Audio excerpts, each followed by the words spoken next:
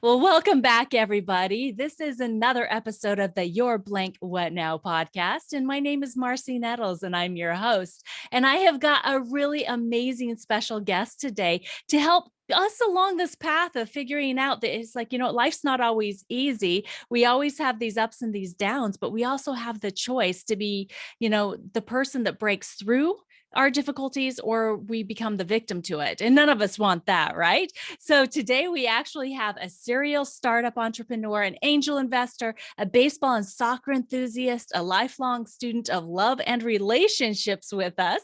His name is Tal Zlotnitsky.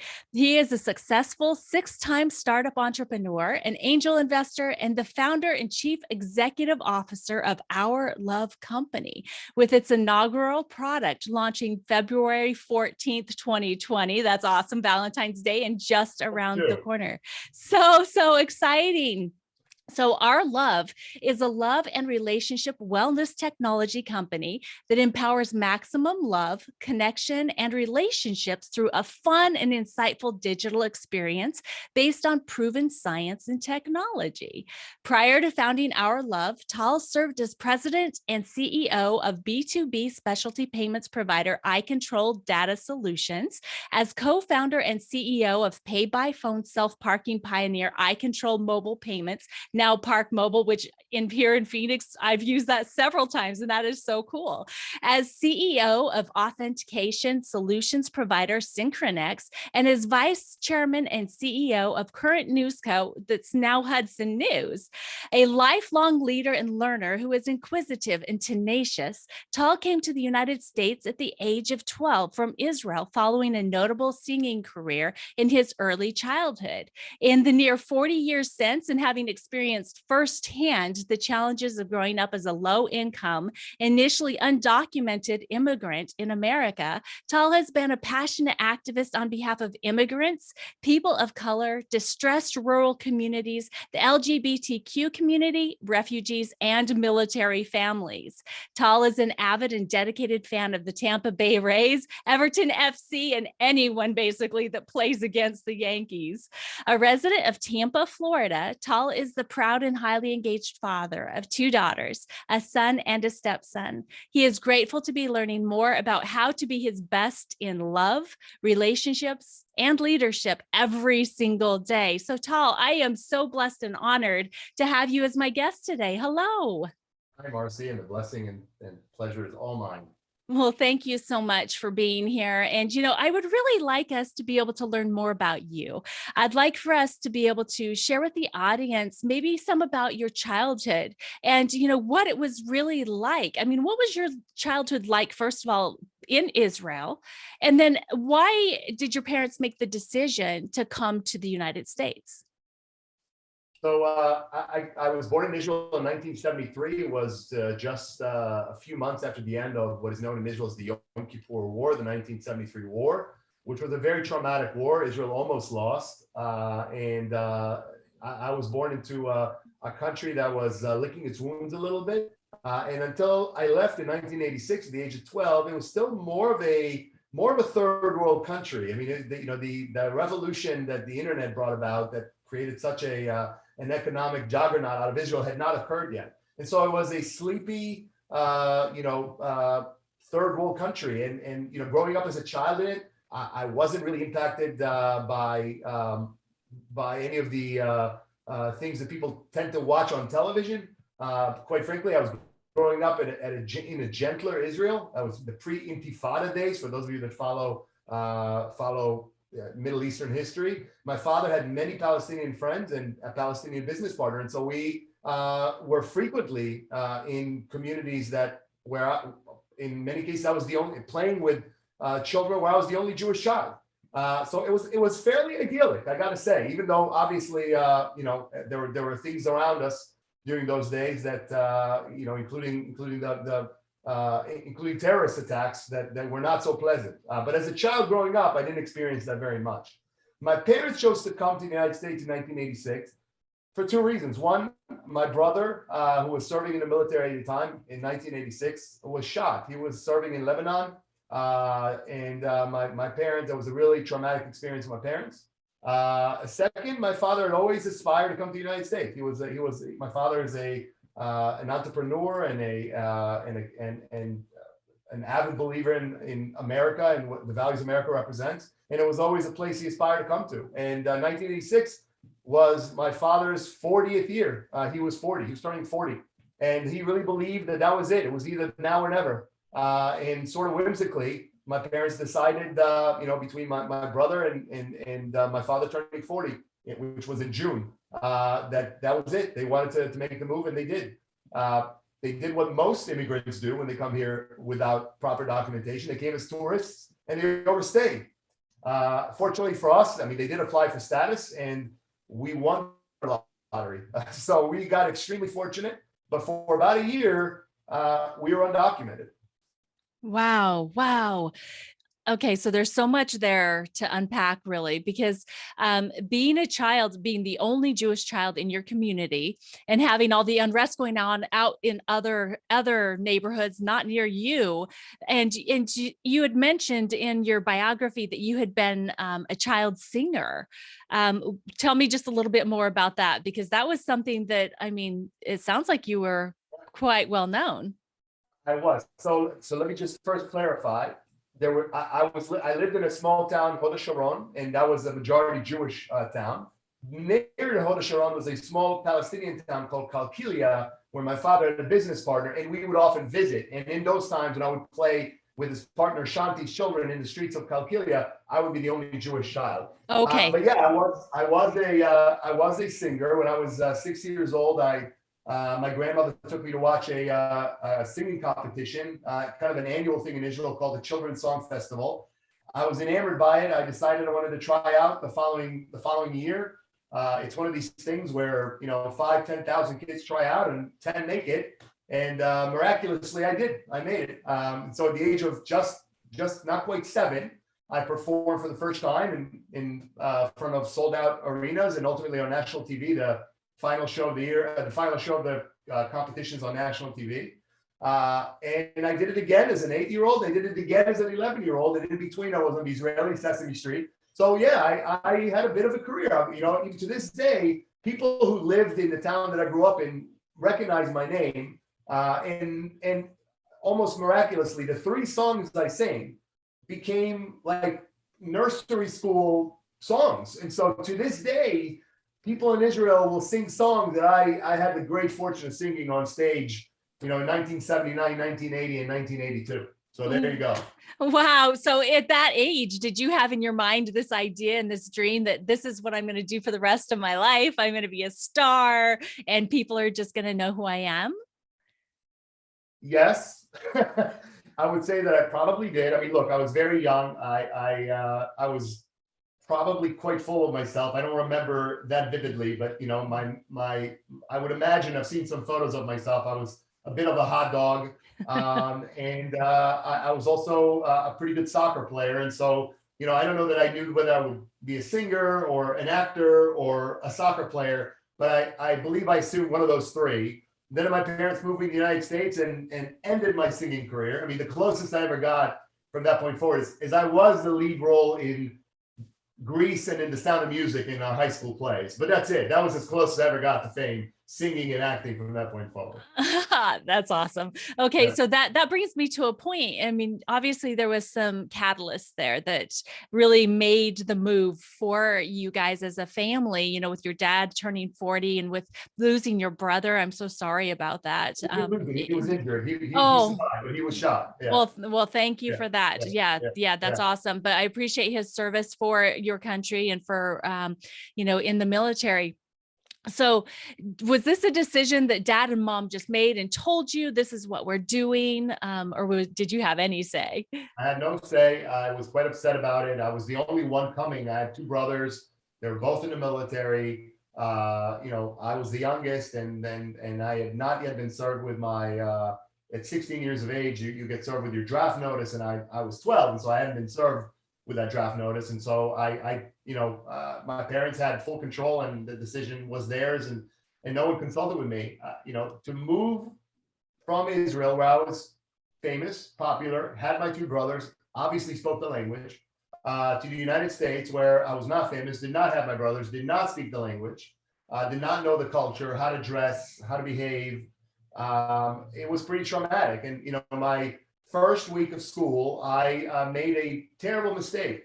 I wore my Michael Jackson jacket. And I'm talking the red, if you remember the red leather with the silver chains. I wore that to school. And I'm sure that 2 years earlier, that would have been totally cool. But Michael Jackson was no longer popular in the United States in 1986, and I never lived that down.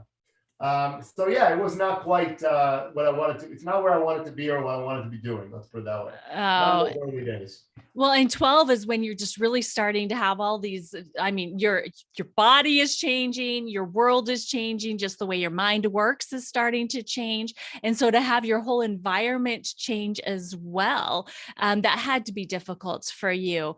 Can you remember any specific incidences that were the most difficult?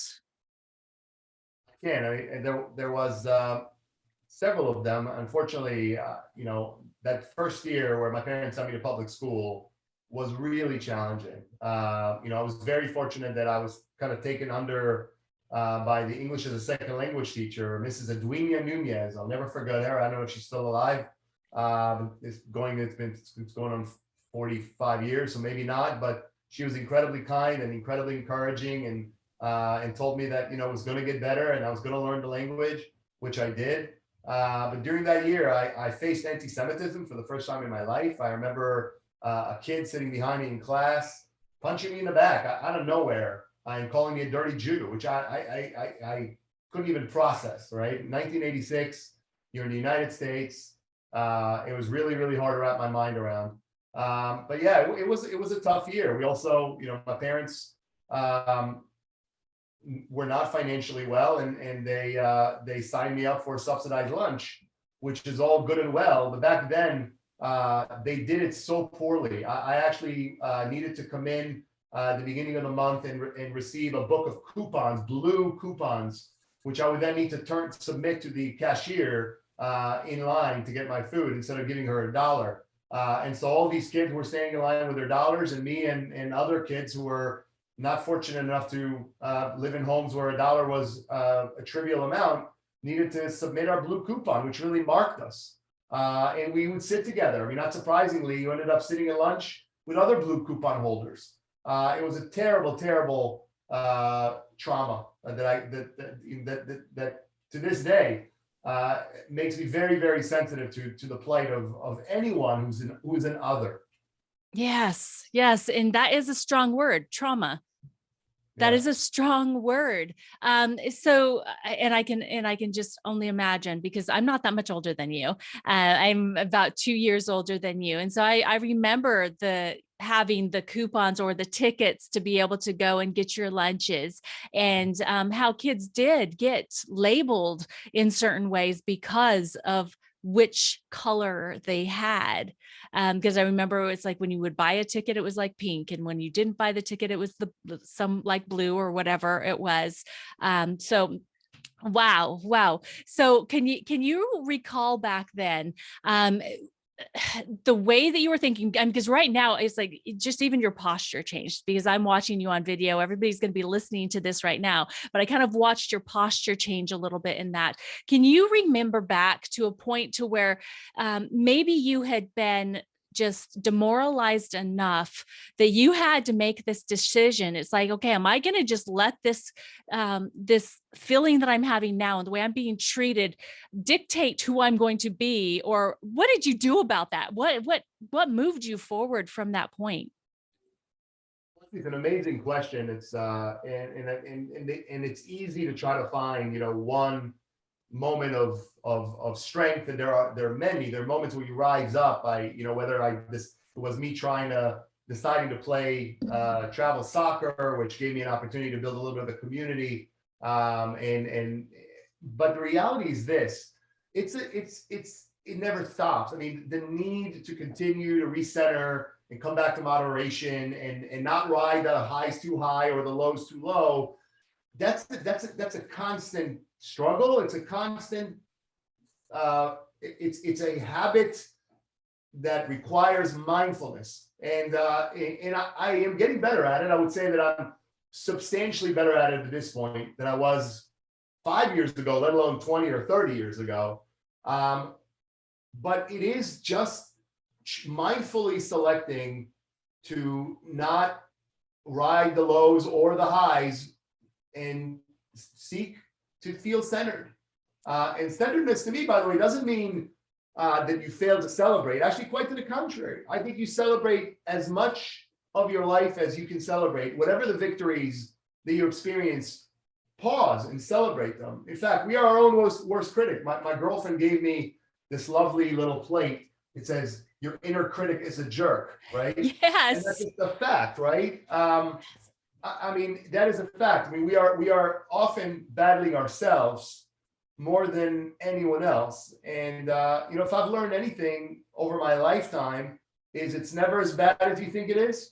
And it's never as good as you think it is. It is what it is. There are things to take out of whatever you're experiencing that are character building and spine strengthening and faith building. And then there are others that challenge you. And you know what? If you're very fortunate, those moments are moments that you turn to and recognize that, you know what, there's probably something for me to learn out of this. If you're a person of faith like I am, you believe that through these trials and tribulations, you become a better person. Maybe some of those moments are moments where someone else is being taught at my expense. That's okay. This is a journey. And, that's my best advice. I know it's a little long-winded, but hopefully coheres into something logical. No, that was so good, because I am in 100% in agreement with everything that you just said. First of all, even when you're in your deepest, darkest place, you need to celebrate when maybe you make just even a quarter of an inch of improvement. Any little thing that you can say is better today than it was yesterday, you need to be celebrating. You need to be throwing your arms up in the air. You need to give yourself a high five. You need to be doing whatever you can to increase those happy hormones, increase the celebration experience, because what we celebrate, we want more of. Right. And actually, those principles are kind of at the core of our .love, our new company. And actually, there's a book on my desk, Tiny Habits by BJ Fogg, who's a brilliant scientist. And he would tell you that, he believes in tiny habits. And what's a tiny habit? A tiny habit is every time you wash your hands, do 2 push-ups. It's a tiny habit, but if you wash your hands 10 times a day, you're doing 20 push-ups. And if you do 20 push-ups 365 days a year, you just did thousands of push-ups, okay? So the point is, little things add up. And sure, if you did the 2 and you wanted to do 3 or 4 and 5, go for it. But commit to doing some things that you can then celebrate. And then, you know what? After you do them, give yourself a high five, like you said, or tell yourself, good job. I've actually started this habit that BJ Fogg recommends. Every morning when I wake up and I get out of bed, and the only thing in my house most of the time is my dog. So I look at my dog and I say, Zeke, today's going to be a great day. Okay. And you know what? Some days I wake up and I'm not really sure that it's going to be a great day. And so I say, you know what, Zeke, today's going to be a great day somehow. Okay. And you know what? Without fail, something wonderful does happen. Maybe it's just that I cooked myself a great meal, or that I talked to my mom on the phone, or that one of my kids called me, or any of those things. But there's always something to celebrate. Yes, agreed 100%. It's always about celebrating, then to making the decision to do the next best thing, the next right step, right? That's so right. good. So good. Thank you for that. So we were talking about when you were a child and you felt so demoralized and so little in one of the others, right? And now you are just, this super successful guy, and you've done so much in your career, business wise, but also in what you're becoming, because I would say that we're in a process of becoming. And so did that just happen, or what happened to change things for you, Tal? Great question. So first, I would say that, like anything else, it's been a journey. And success is relative. So I've had moments where I was doing very, very well professionally, but doing a lot less well personally. I have failed at 2 marriages now. So one would argue, many things in my life did not go as well.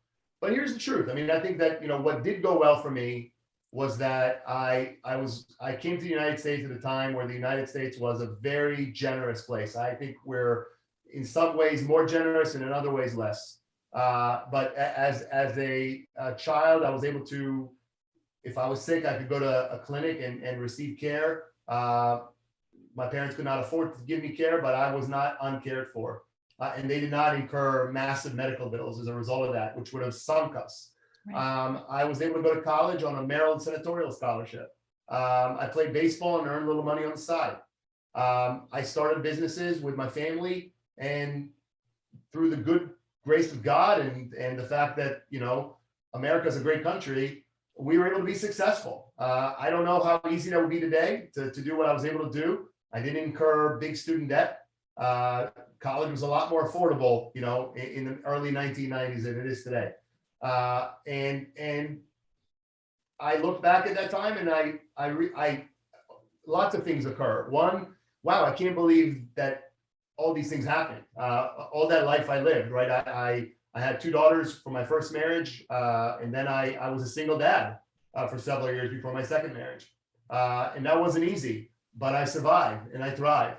My first business was while I was in college, and it ended spectacularly, but not the way I'd like it. Not spectacularly in the turn of the phrase that's positive, but literally with me blowing up under I was power washing a two-story deck. I was pouring gasoline into the power washer, having not turned the engine off. It was on my 18th hour of work that day, and it blew up. And I burned a 25-foot bonfire through this deck, and I had to be helicoptered to the hospital. Right? I could have died. I mean, that day, God chose that I didn't, and so I take that usually. Whenever I've had challenges in my life, I look at them and try to ask myself this question: what's the purpose? Was there a reason this happened? Is it something that's within my control? Meaning, did I do something that I can do better? Is it something that is outside of my control? In which case, I need to let go. And I try to do that as often. I mean, generally in every situation in my life that's faced me where I felt really challenged or facing uncertainty, I've tried to go back to that paradigm. Did I do something, or can I do something? And if not, do your best and let it go. And I think as you look at my career, you piece together companies and experiences. There were many moments in every single company I've been on, pardon me, when my back was against the wall. Business is hard. There were instances where where product lines stopped performing, where customers chose to take their business someplace else, where key employees received great opportunities to advance their careers, which is wonderful for them. And I always felt such joy for them, but it also sometimes put me in a difficult spot. So all of those things existed side by side with some success and being able to advocate for the things I care about and believe in. So it's not a straight up line. I mean, it doesn't matter where you are. It doesn't matter if you're, in an early stage of your career or in the middle of it or at the end of it. Anyone that tells you that, oh yeah, I made this decision and then I made that decision and those two decisions are why I'm here is not being honest. No. The truth is it's a combination of lots of stops and starts, lots of moments of tremendous challenge and heartache and stress, but wrapped ideally in love and affection and community and commitment and connection. And it adds up to where 1 + 1 does equal more than 2. And you feel like overall, as you look back at your life, it feels like a life well worth living. It's definitely an example of the compound effect. Yes. Right. It is. Sure. Yeah, that's such a big thing. So good there. So one last question here about incorporating back to your childhood. Is there anything, just one thing that now that you wish you could go back and tell your younger self, or maybe even a child that's going through what you went through as an undocumented immigrant child? Is there something you would like to share from your heart to the younger you or a young child? Yeah, it's funny. I have this book that I read that I just picked up right before the new year. It's 101 essays to change your life, and the one I was reading about yesterday actually included a suggestion that you tell the younger self that resides inside you that you're going to be okay. As it was suggested, actually said you're going to feel emotional if you genuinely concentrate, take a minute, reach that child which is inside you, feel them, and say to him or her, "You're going to be okay." It's an incredibly emotional moment, and you realize you are sitting here as we are adults, out in the world, deep inside, we're still very much the wounded children that all of us are. We are each wounded by different things, but none of us are spared. We all have challenges. And so what I would tell that child, my 12-year-old self who despaired, actually wrote his parents a heartbreaking letter that my parents saved, asking him to go back. And that was after 6 or 7 months of suffering in school, not sharing with my parents because they were struggling so much that I did not feel like I could burden them with it. And eventually I did share with them. What I would tell that child is there was a reason you were there. Hopefully, whatever it is, whatever my purpose on this earth, hopefully it's aligned with whatever. And again, I'm a person of faith and I respect anyone who isn't. So you could substitute the word universe for God if you prefer. But to me, it was whatever purpose God has for me. I want to, I hopefully will bring the world close to his image of it, whatever that is, right? And we each can have a different understanding of what that is. As you read my bio in the beginning, I advocate for a lot of things, including LGBTQ rights. I have a daughter who's she's in the US Navy and is gay. So I am maybe not the prototypical person who would make a statement like that. But I believe in that statement no less than anyone else who grew up and believes that you hate the sinner, not the sin, so to speak, right? So ultimately, I think we're here for a purpose. And what I would tell little Tal is, hang in there. It'll be okay. And you'll impact lives. And you'll look back and you'll feel like you've impacted lives and you've made the world a bit of a better place. And that's something. And that's everything. I'd argue that, yes. I mean, that is everything. I love that. Thank you so much for sharing that. And I think that will help someone that's either in a similar place or has gone through similar things, that is trying to figure out, am I going to be okay? And the answer is yes. Yeah, I mean, the reality of it is this: it's unfortunately inevitable that we're going to suffer setbacks. Even the best lived lives are lives where a fair amount of the time is spent managing challenges and overcoming. And if you are open to viewing those things not as a terrible setback, but as a growth moment, as a moment of becoming the fuller you, life is far more enjoyable. And you feel you can let go of doubt, you can let go of anger, you can become more focused on seeing people who are in front of you for who they are, recognizing their humanity, their right to be who they are and experience life the way they're experiencing them. It makes you a far more empathetic, in my view, more complete person. Yeah, I would agree with you. And by living that way, you're also being the example to other people around you on how to be that way, because many times people just don't know how, and they're afraid to just be that way because they haven't had the example. Right. I mean, people not knowing how is ultimately why I decided to start, my new company. I mean, I was in the process of separation, and I have tons of respect for my ex-wife, who's a good friend, and we raised wonderful children together. But I was really, really in deep reflection about love, and was really interested in understanding love more.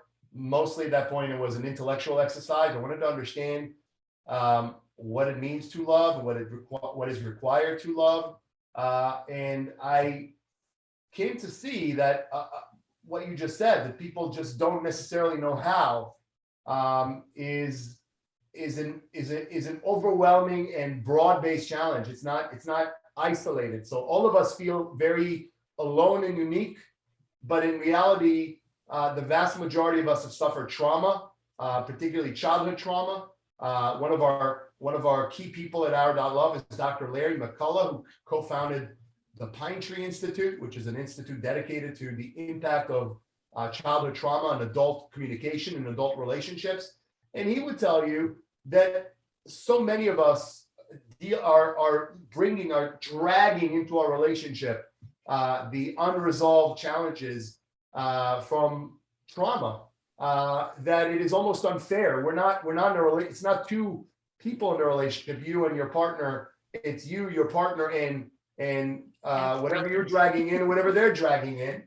And oftentimes what you and your partner are dragging in is far more overwhelming than either of you are equipped or prepared to deal with. Now, sure, I would advocate for therapy as something that people should embrace. I think therapy can work.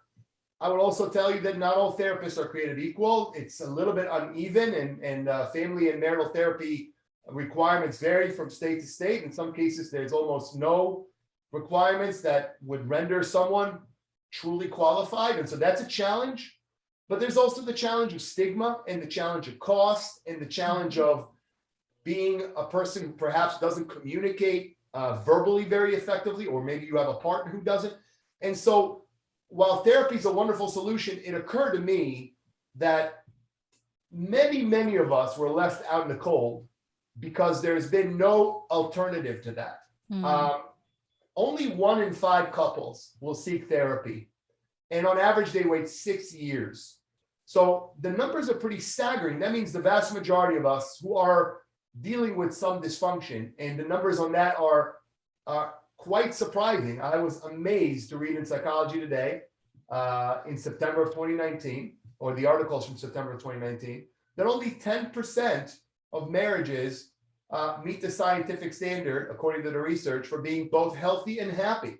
So 90% of us aren't there. And yet only 1 in 5 of us, or 2 in 10, would seek therapy. That leaves a lot of people who maybe are not living their best lives and don't know what to do. So of course, you look behind me, there are books in my library, and that's been what people have turned to. People have turned to reading. They've turned to podcasts. They've turned to maybe talking to their friends and their family, and that is all fine. I'm not suggesting that is an utter failure. What I am suggesting, though, and what I believe very strongly, is that some of the things that we are trying to just retain in our brains are very challenging. They're slippery to retain in our brains. And so our options are, if we can read about it, but then either we can try to retain it in our brain, or we can use technology to help us with that. Much the same way we use technology today to substitute for memorizing everyone's number, right? How many phone numbers did we used to know, Marcy, 20 years ago, right? I mean, A lot. dozens, right? Yeah. How much of our brain was occupied with phone numbers? Today, who remembers phone numbers? I mean, we don't remember phone numbers. And the reason for that is we realized, there's a better way. We can use technology to do that part, and we'll apply our brains and our talents and our concentration to impactful things. Well, the same applies in relationship. Relationship science is very clear.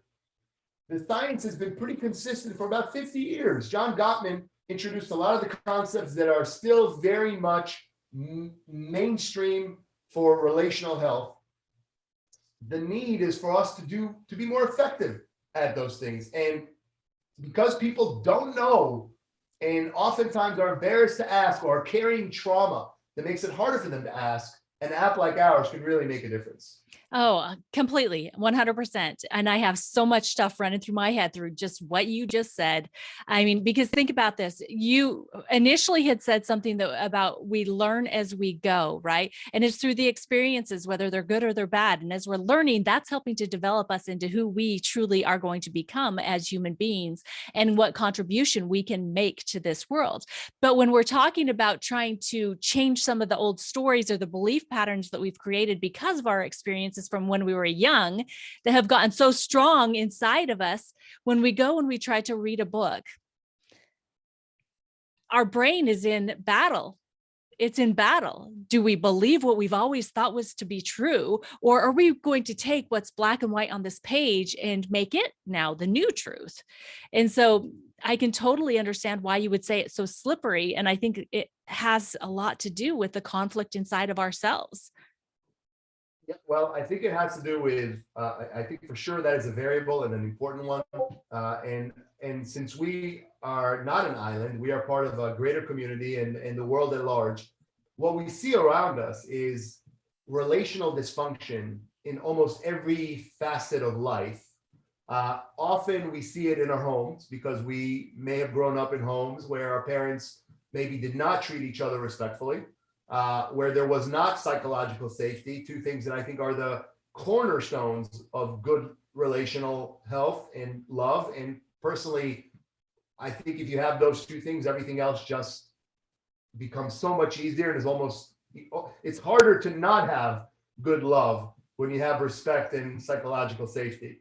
But we grow up in a world where we don't see it. And quite frankly, regrettably, it's gotten worse. And I would say certainly over the last several years and maybe over the last couple of decades, we've had a real breakdown in our ability to not view whoever's sitting on the other side of us as, let alone the person who supposedly we love the most, our significant other, as someone that we're doing battle with, as someone that we have the right to rage at. We give ourselves permission outrageously to yell, to scream, to belittle other fellow human beings? Where is that permission from to treat people that way? The opportunity, I think, to correct, to realize that we have a right to our views, we have a right to our convictions, and it's entirely possible that our views and our convictions may contrast the views and convictions of someone else, let alone our significant other. Maybe they think that something that happened between us is one shade of gray and we think it's another. The point is that we don't have, no one gave any of us the recipe. We do not know exactly what right is. We know what we experience, and we need to be prepared to accept the experience of our partner with respect, not defensively, not thinking that I'm going to show him or her what is true and what is not with gaslighting. And the moment we see the person on the other side of the conversation as a fellow traveler, let alone someone we love, if you lift the scales off your eyes and realize that, man, it just becomes easier. It just becomes easier when you realize, well, gosh, I mean, that point of view represents a point of view that someone that I care about holds. Unless it's toxic, unless we're talking about, it's just unhealthy, it's, certainly not talking, and no one should tolerate abuse. I'm not talking about that at all. I'm talking about normative. You happen to disagree over something. Well, it's fine. Nobody has the right to get angry. Certainly not to the point of you're making the other person feel psychologically unsafe and disrespected. Those things are within reach. Being able to have a relationship with your significant other, where the two of you understand which buttons to push and not push, and also where you stand. So one of the key things in our app is to help people establish a current status. Where are we on 7 critical love skills, right? There are love skills that every one of us needs to be good at. Curiosity, right? Curiosity is about caring what my partner thinks and listening to them. Not every second of every day, but enough, right? So that they feel that we're engaging and that we are there for them. Appreciation, right? It seems so obvious, but we don't all appreciate the same things. So understanding what my partner appreciates and being mindful of what I appreciate and communicating those things to each other, right? There are ways that we can help people be more effective with those things.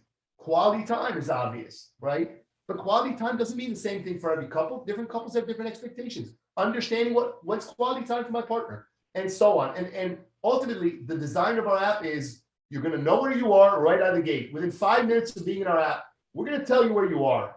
Knowing where you stand is a great place to start because, like you said, then you can go forward.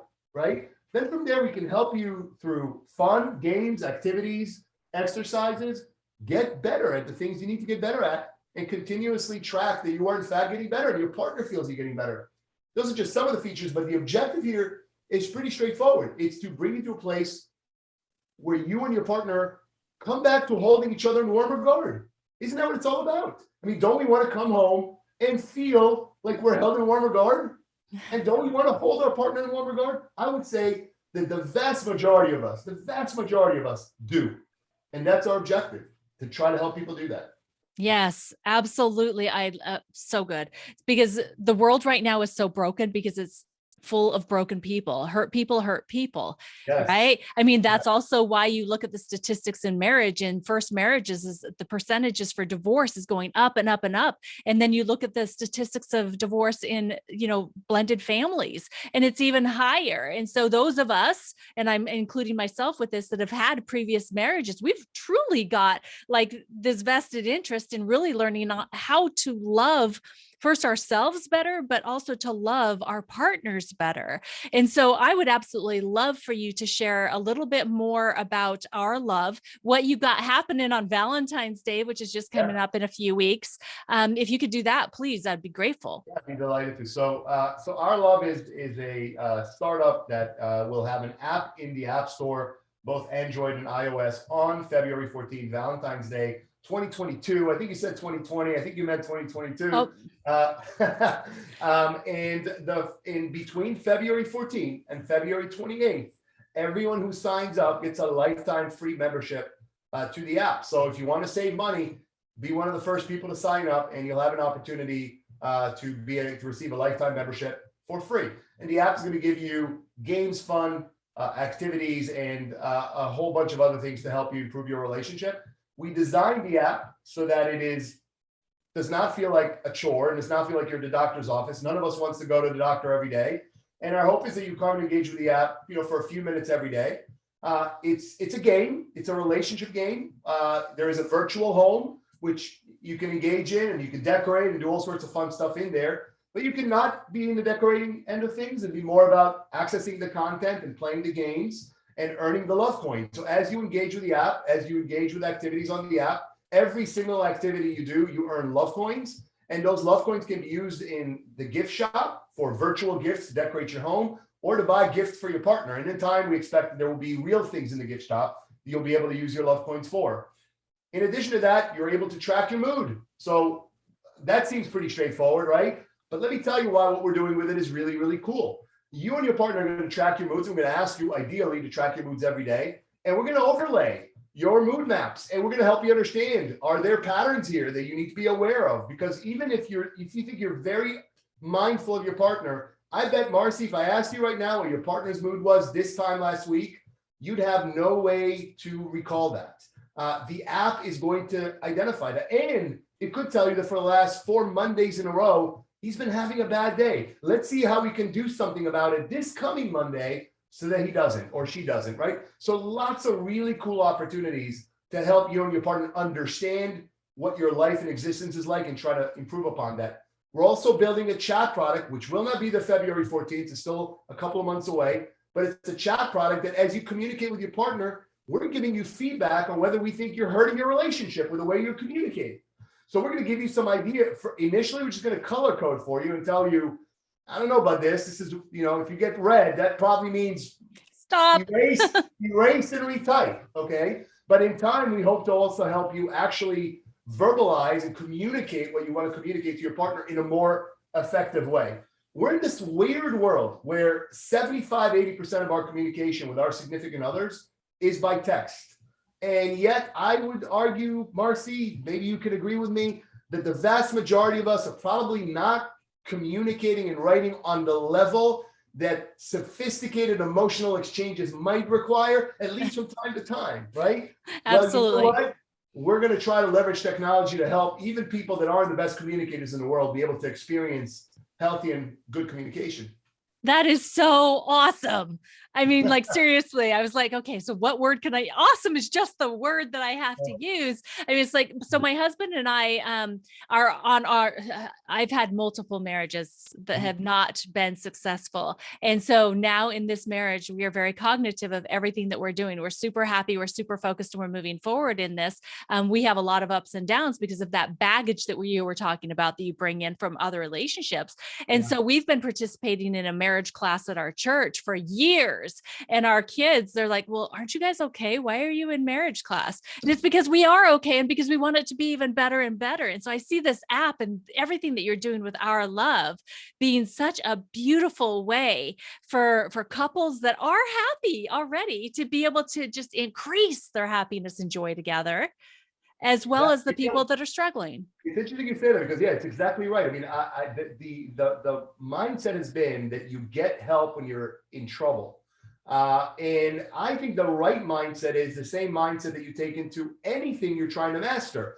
If you're trying to be a great violinist, you don't go to a violin instructor when you've screwed up in a concert. You practice and practice and practice, and you're aware and you're ready. The same if you're playing a sport or anything else. Preparation is oftentimes what's needed. Now, people believe wrongly that romance should be easy and should be normal, it should be natural, and I should just know it. Let's give that a rest, okay? I mean, romance, like everything else in life, is harder now than it was 20 or 30 or 50 years ago, at least in some respects. Obviously, in other respects, it's easier, but communicating is hard. The world is more complex. We have more things coming at us. Raising children is certainly more of a hands-on job now than it was when you and I were growing up, Marcy. We need to take it easy on ourselves. We need to take it easy on our partners, but that doesn't mean taking it easy doesn't mean we let anyone violate. We're not about trying to teach you to tolerate your partner's unhealthy behaviors. We want you to understand what healthy looks like and then insist on it. And if you're in a relationship where your partner is not willing to meet you at healthy, Marcy, what have you and I done a couple of times before? We've said goodbye, and that's okay. So our goal is not necessarily to keep relationships intact come hell or high water. Yes, my goal is to help every relationship that can be saved, and ideally have them thrive, especially if there are children in the house. There's nothing better that you can do for your children than show them how to love a person and another adult. Show them how to love their mother or father and how to love a spouse. That is the greatest gift you can give them, because that is the source of greatest pleasure or pain that most of us feel in our lives. It's in our, it's in our home. It's in our bed. Help your children by showing them how to do it well. So if you don't want to do it for yourself, do it for those guys. And I'd make an even greater claim. If you're a patriot, if you believe in humanity, okay, this is about healing all of us. We need to start somewhere. It starts inside homes. First, make peace with your partner. Then we can make peace with our neighbors. Then we can make peace with each other. And I know that may sound naive, but it's really not. Because the fact is, you can choose right now to get going by engaging with our app to improve your relationship with your partner. And I will make you, I'll go out on a limb and say that if you make a commitment to us, 30 days from now, you will feel that you are making progress. You will feel you have greater clarity. You will likely feel closer to your partner than maybe you've had in a very long time. Give it a shot. What do you have to lose? Nothing. It's free. Come on, people. Exactly. Take advantage of this, seriously. And yes, I am 100% in agreement with you. What this country needs is more God first and more love. And God is love. So I absolutely love this mission that you are on. I see it making changes, not just in the family, but as you said, in this country and in this world. So congratulations on just really stepping into your persona and stepping into your true purpose, because it is going to positively affect every single person that's not just around you, but that's around anyone that participates in it. So thank you so much for sharing that so well. So now we're at the point, it's like, how can our audience follow you? How can they get connected? How can they get the app? You've already said the 14th. So talk about it. If you're listening to this podcast before the 14th, you can go to www.our.love. www.our.love. And you can sign up to be notified when our app's available to the general public. And again, be one of the first, on the first 14 days that the app is out there, you can receive a lifetime subscription for free. And we are hoping to sign many subscribers during that time period, and we'll be delighted to give away the app. Obviously, the early days, we'll also be looking for people who are willing to give us their feedback, who are willing to engage with us. So if you're interested in that, there will be opportunities to do that after you download the app. You can look me up on my website, talzlotnitsky.com. I'm happy to hear from particularly young entrepreneurs. I'm always happy to give 15 minutes of my time to anyone with a startup idea who's under the age of 30. And for whatever it's worth, my 15 minutes are yours. Just go to my website and the link is available there. And, you know, I would say tell your friends, tell your family, because our success ultimately depends on as many people as possible tapping in. So your church group, by the way, I want to say that it is amazing that you go there, but your children's question is the kind of question that led me to believe that an app is really essential, because there's just no avoiding. There are some people that are going to view being a part of that church group as a stigma or something that they're embarrassed by. And as a result of that, they're not going to get help. And that's a shame. So the idea of the app is it's private. No one has to know about it. And obviously, it's not therapy either. It's fun. And you should be happy to tell your friends and your family and your community about it. And we hope that you do. So if you choose to download the app, please tell your friends and family about it. That would be incredibly helpful, because to do what we want to do, which is to build a community of tens and hopefully at some point hundreds of millions of people worldwide that are committed to love, that understand that if we just love more, a lot of other things around us will become a lot clearer. If you're one of the people that believes in that, engage with us. Help us achieve this dream together. Yes, absolutely. I know that we will be getting ours, and I know you've got to hop here soon, but I've already got plans to send it to our leadership at our church, because this would be such an amazing thing. And just throwing ideas at you, thinking about having friends groups in this app to where you can get a group of your closest friends together on how you develop your relationship with friends, even with a family group with your kids involved in it, not just the husband and wife. You know, there's so many different places. Obviously, are you sitting in on our product meetings? I'd love to. Like you are. Well, those are amazing ideas, and they are already in our product roadmap. So we intend to allow people to band together either randomly or with people that are chosen. So we're going to allow, if you're in a group, and if you want to be a part of a group of people in your age dealing with the same, maybe you have a child with disability, or you're dealing with something unique, we're going to form groups of people that can be a support system to each other. We'll certainly allow churches and other communities and organizations to form groups of members of those communities. And we do intend to expand beyond romance down the road to include children, adult parents, and quite frankly, friends. Yes. Ultimately, this is an app that can impact anywhere where healthy relationships would be of benefit. Wow, Tal, that's amazing. So amazing. It's going to make such a difference. I mean, 10 years from now, we'll be able to look back at February 14th, 2022, and just be able to see steady progress in the love that's being spread around the world. Thank you so much. Thank you so much, Marcy. It's been a pleasure being with you. Oh, thank you. All right, guys. Thank you so much for watching and listening to another episode of the Your Blank What Now podcast. This is the episode, You're an Undocumented Immigrant Child, What Now? And our guest has just been phenomenal. Thank you so much, Tal. Thank you.